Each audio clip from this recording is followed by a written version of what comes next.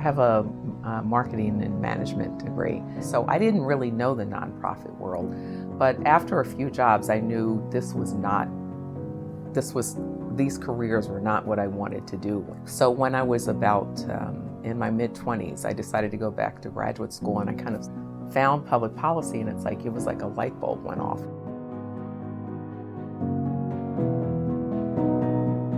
It's the culture as well as the mission that worked for me, and why I so enjoyed working at MDRC.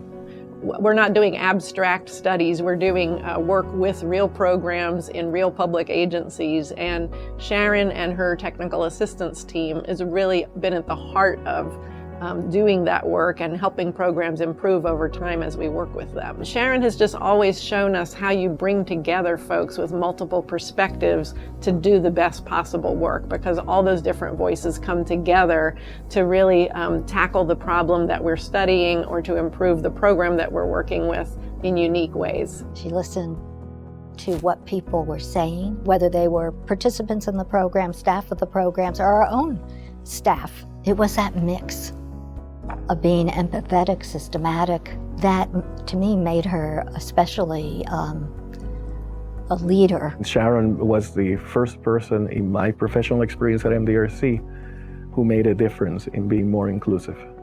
It didn't matter to her whether MDRC was inconvenienced or not. What it mattered is that the sites would not be inconvenienced, which shows the right attitude, shows the right point of view, and really shows where her heart is and has always been. I think she, from the start, always has the intention of ensuring that we are engaging with our partners in a way that is most useful to them, and that we have the intention of providing the most benefit so that they will have the greatest impact from their involvement.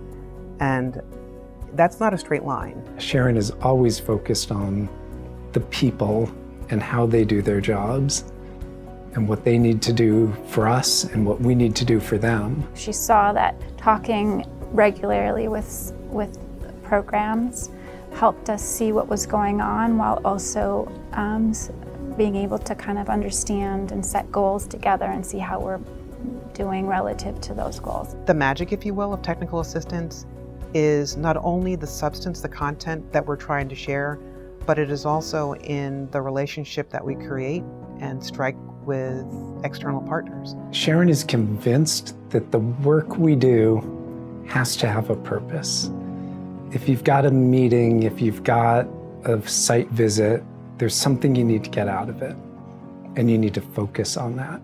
So she's razor sharp and 100% on do things for a reason, know what your short and long-term goals are. One of the things that I appreciated about Sharon so much, she really gave me that independence to kind of form my role here in the regional office, in the Oakland office.